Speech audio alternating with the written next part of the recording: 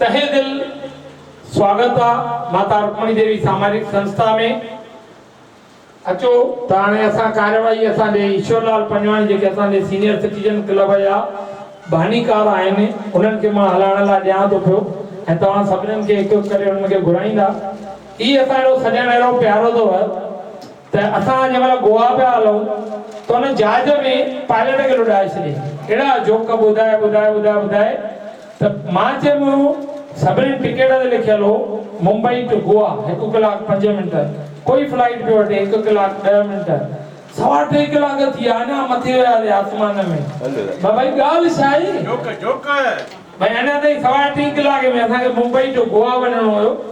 तो वनी करे मां उन एयर होस्टेस का पूछो उन जी मां के भी खबर न थी पई बदवा तो तवा के नाश्तो ॾिनो खलास थियो त हलो तो पायलट वट था हलो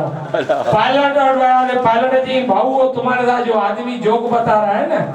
वो जोक इतना अच्छा लगता है कि मैं श्रीलंका का टूर मार के आया हूं तेरे करे 1 लाख लगे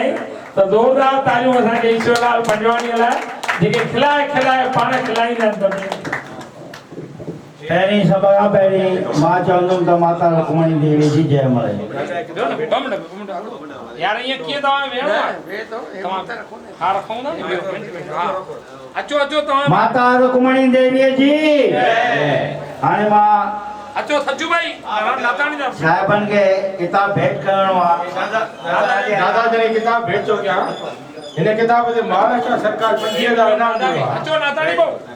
हां ॾियो न दादा जिन किताब लिखियो आहे हुन जो महाराष्ट्र गवर्नमेंट 50,000 अवार्ड ॾिनो आहे ॾिनो न बेबी इन्हनि जी महिरबानी करे कारिन जी कंजूसी न कयो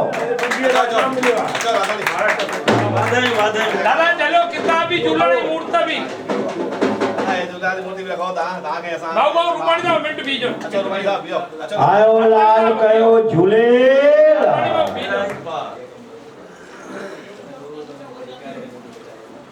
ठीक है अचो हाणे असीं अर्ज़ कंदासीं जोत जगाइण खां पोइ कार्यवाही जी शुरूआत असांजे